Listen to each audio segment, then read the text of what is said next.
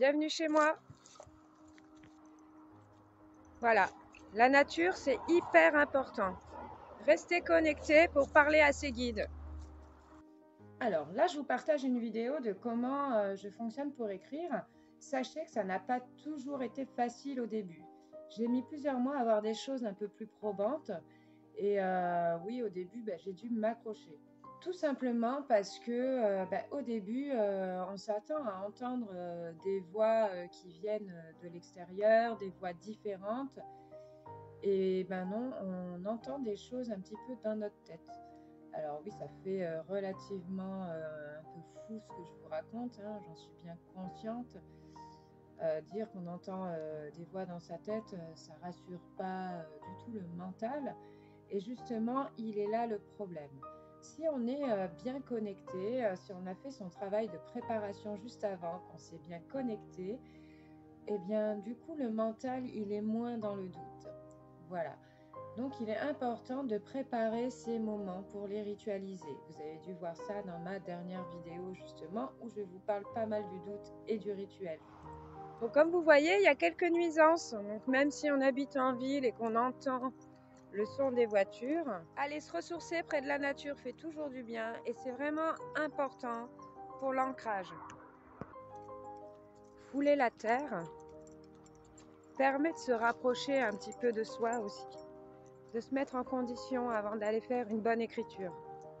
Du coup, voilà, moi j'aime bien me mettre dans mon petit bureau pour écrire. Ça m'arrive aussi d'écrire en extérieur. Très souvent, quand il fait chaud, c'est agréable.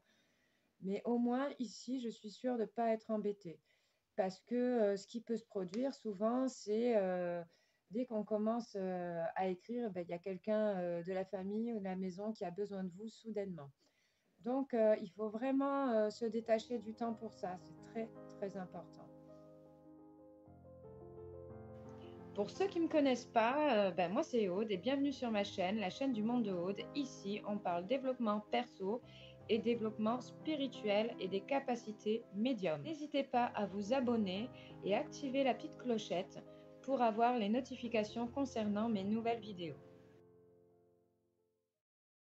Le plaisir de communier un petit peu avec la nature aussi, très important pour l'éveil et pour la connexion avec soi. Parce que finalement, il ne faut pas oublier qu'on est des humains et que l'on est fait pour vivre dans notre nature que notre terre nous offre et que nous avons une chance merveilleuse.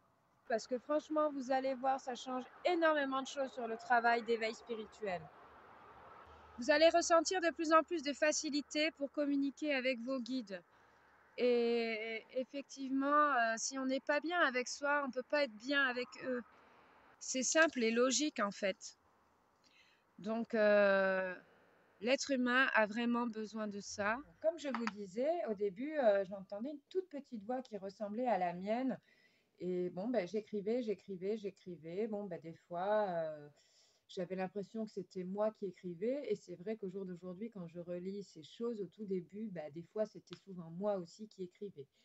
Bon, peu importe, parce que du coup, ce qui est intéressant, c'est le message que l'on reçoit, qui viennent de nous ou qui viennent des guides, finalement, ça reste une véritable guidance, une écriture qui a toute son importance pour nous-mêmes. Donc, il ne faut pas lâcher, il faut continuer et il faut lâcher prise. Faites-en l'expérience le plus souvent possible. Vous allez voir que ça va modifier et changer beaucoup de choses. Vous allez être plus souvent en paix avec vous-même. Voilà, donc ça c'est un petit peu le rituel que je me fais très souvent avant d'écrire. Très important pour moi d'aller dans la nature, qu'il fasse froid ou chaud. Bon, c'est sûr, j'avoue, j'aime pas trop quand il fait très froid, mais quand même j'essaye un minimum de sortir en extérieur. Voilà, première partie donc que je voulais vous partager.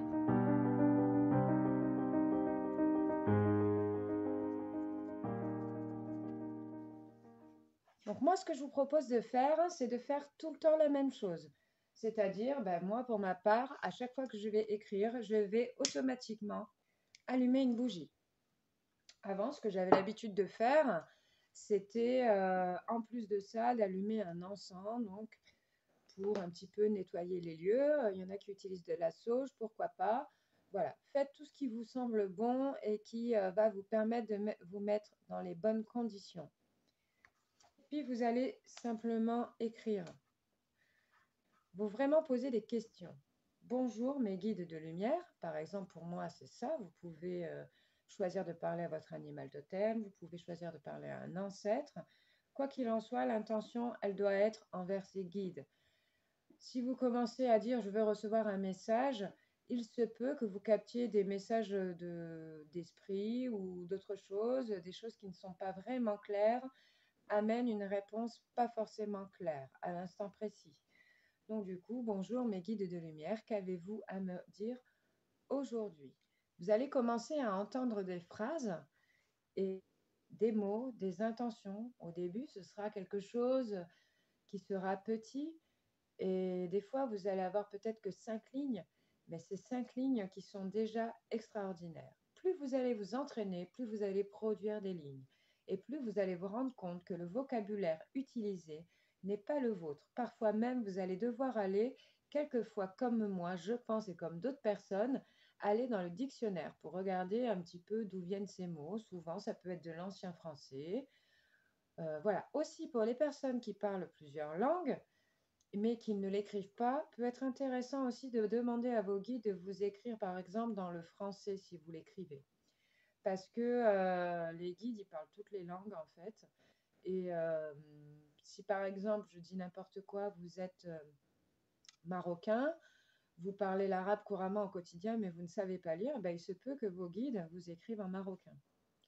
Donc, du coup, il suffit juste de demander, je voudrais, mes guides, que vous m'écriviez en français afin que je puisse mieux vous comprendre. Donc moi, ce que j'aime bien faire aussi, c'est me couvrir la tête avec un châle. C'est pas quelque chose de religieux, mais ça me permet aussi de me mettre dans ma bulle et en plus de ça, ben, ça amène une certaine protection. Voilà, c'est mon rituel qui me permet vraiment de me mettre dans ma bulle et c'est vraiment intéressant de le faire. C'est ce que j'apprends aux autres, les autres le font et ils voient bien la différence entre quand ils écrivent et qu'ils ne sont pas couverts et quand ils se couvrent. Alors voilà, il y a peut-être un facteur psychologique. En tout cas, c'est celui qui m'a initié, qui m'a demandé de le faire parce que ses guides lui en avaient parlé et effectivement, j'ai vu la différence parce que j'avais déjà commencé à écrire avant qu'il me propose de me protéger la tête à ce niveau-là. Voilà, à la demande de ses guides. Et j'ai vu avec mes guides qui ont complètement acquiescé cette façon de faire. Voilà. Donc laissez-vous aller, laissez-vous porter et n'hésitez pas à écrire et à vous lâcher. Vraiment, laissez aller et peu importe, plus vous allez douter au milieu, moins vous allez avoir de production. Le mieux est de vous laisser porter, de vous sentir bien. Vraiment, de toute façon, si cette écriture, elle est négative, vous allez de suite le ressentir. À ce moment-là, vous arrêtez et vous recommencez la fois d'après. Voilà. L'écriture des guides est toujours écrite avec bienveillance, gentillesse, même si parfois ils peuvent nous faire quelques reproches, notamment si on n'a pas écouté ce qu'ils nous avaient dit. Tout est fait toujours dans la paisibilité, avec encouragement et bienveillance.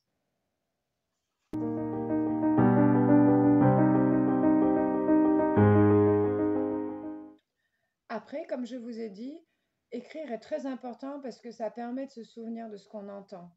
Ça permet aussi de poser des questions claires à ses guides et d'avoir une réponse claire. Plus vous allez travailler à être en pleine conscience et à être dans l'instant présent, j'en ai parlé dans mes dernières vidéos que je vous invite à regarder. Vous avez une playlist sur ma chaîne sur les guides spirituels. Donc du coup, ça va vous permettre d'avoir le déroulé complet aussi.